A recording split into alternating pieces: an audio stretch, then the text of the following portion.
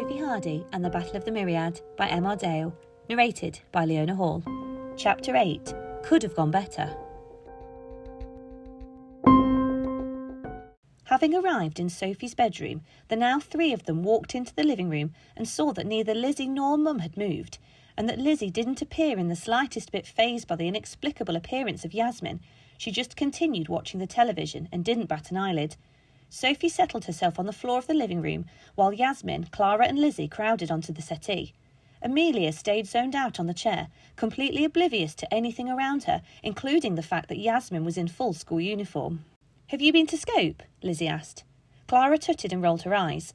Lizzie could have worked out where they had been, but instead chose to ask. What, to Clara, was an obvious question for no reason.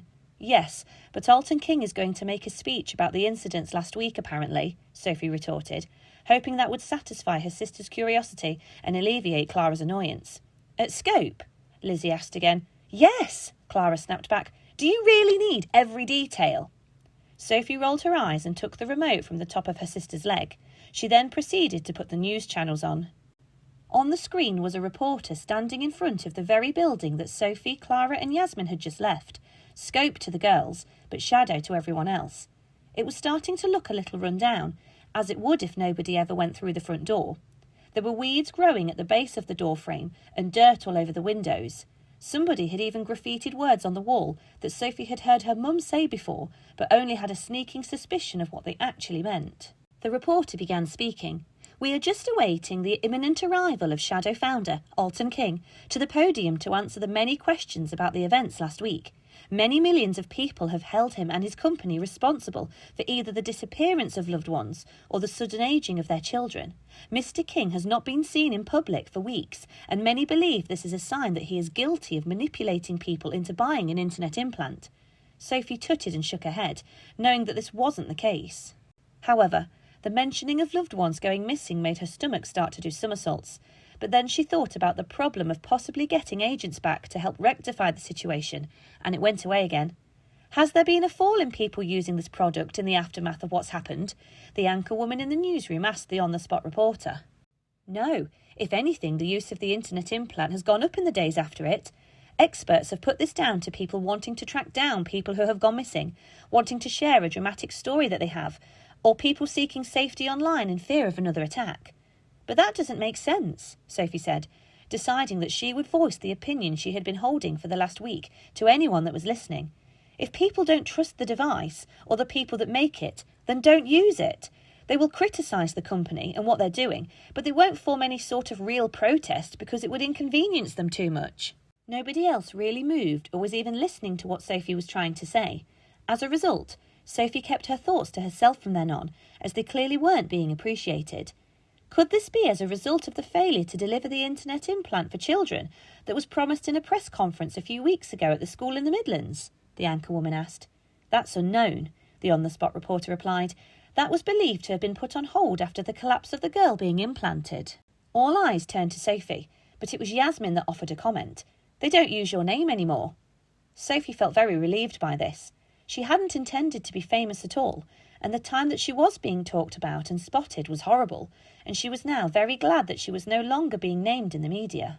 After a few more questions from the anchorwoman, which seemed to be aimed at anybody that had been living under a rock for the last 10 days, the camera panned to the right, and the now frail, exhausted-looking figure of Alton King made his way towards the podium in front of the building which contained his life's work. Sophie was a bit baffled, as she assumed King would be in his avatar, and would therefore not need to look as rough as he did. He certainly gave the impression of somebody who hadn't slept for a long time. Perhaps this was his avatar, and this was an idea to generate sympathy from the public by looking dishevelled, Sophie thought to herself. "Thank you for coming," was King's opening gambit as he shuffled his papers on the platform in front of him. "There has been much speculation about the horrific incidents from last week and accusations levelled at my company and I." "Too right! How could you have done that?" came a voice from the crowd off to the side of the news crews. "Let me assure you," another random voice popped up. "Assure us! You're a monster!" King began again. "Let me assure you that my company was in no way responsible for anything that occurred last week." He was sounding riled by the constant interruptions and accusations being thrown at his most treasured possession. How can we believe you? You've hidden away for months. Then, over a week after all this, you then decide to come out and just claim you didn't do anything. Why wait this long?" Sophie shuffled uncomfortably. She knew what King was trying to say was true, but could completely see the point of view of the crowd, which was quickly turning into an angry mob. This plan wasn't going to work, and both she, Miss Sissons, and King knew it. "I cannot prove it wasn't me, but surely the acts of last week and the reappearance of mythical creatures all over our world cannot be a coincidence," King said, starting to sound a bit more affirmative and confident, but was spouting facts that didn't ring true with the people in the crowd. Finally, a news reporter was able to ask a question. "What mythicals would they be, Mr. King? There are no specific records that we are aware of that show mythical creatures returning for the first time in over a decade." "He's lying!" came another shout from the crowd. Again, Sophie could see that King was getting very frustrated with the heckles from the general public. She saw him scowl and frown, but he somehow continued to maintain his calm. He wasn't used to being challenged by anyone, let alone strangers, and she could see that he could feel his company slipping away from his grasp, and its reputation was being ripped up in front of him. "This isn't going very well for Mr. King, is it?" Lizzie suddenly piped up, stating the obvious. "Shush!" Clara snapped back without looking at her, and Lizzie looked overly sorry for asking her question. Over the last few weeks, goblins have shown up in some cities. Old ladies have been threatened by aliens shining lights on them from above. At this point, Yasmin cut King off. "Oh God, Sophie, I never asked about your nans. I know your dad's gone, but what about them?" "Mum's mum is fine. She needs something to keep her occupied because she's clearly missing." Sophie looked at Clara and couldn't bring herself to say Uncle Matthew. "You know." And Sophie couldn't bring herself to say Dad either. "My other one is still at the home talking to herself. She's given daily treatments for her memory using an implant. She just happened to be undergoing that treatment at the time. She was very lucky.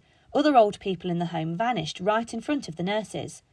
Focusing back on the news report, Sophie listened to how King was going to get out of this one.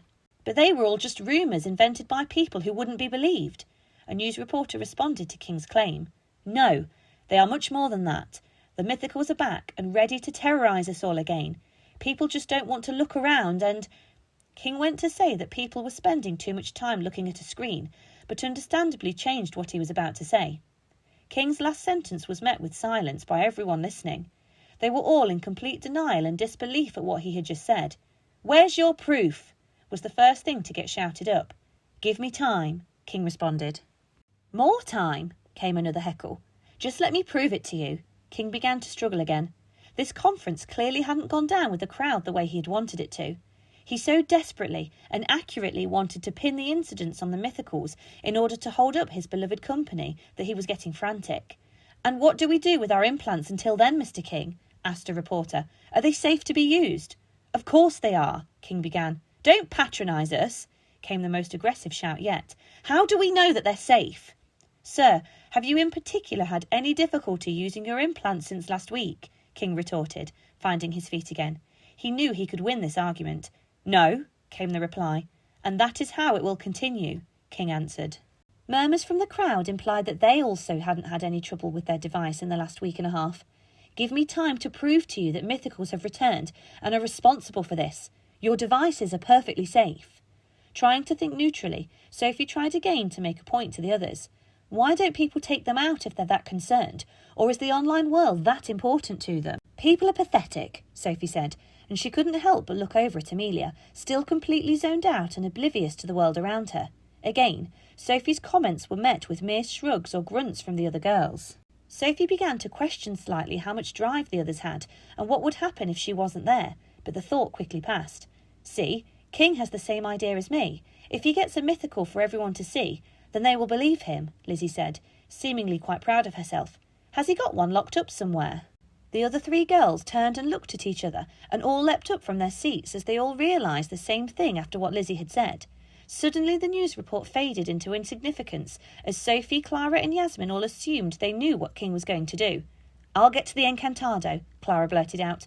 Yasmin followed with, "I'll get to the control room," and instantly disappeared. "I'm going for King," Sophie finished.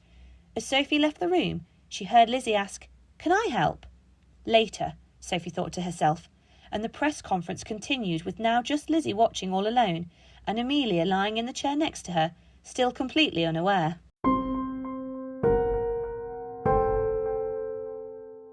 The Sophie Hardy saga was written and produced by M.R. Dale and narrated and produced by Leona Hall. If you enjoyed it and would like to continue to follow the adventures of Sophie and her friends in coming episodes, then please subscribe through one of the many podcast providers out there. The links for each of these can be found on our website. If you require more information, visit our many social media channels, or if you would like to purchase a copy of the book, then be sure to check out our website, www.sophiehardysaga.com. Thank you for listening, and we hope you enjoy.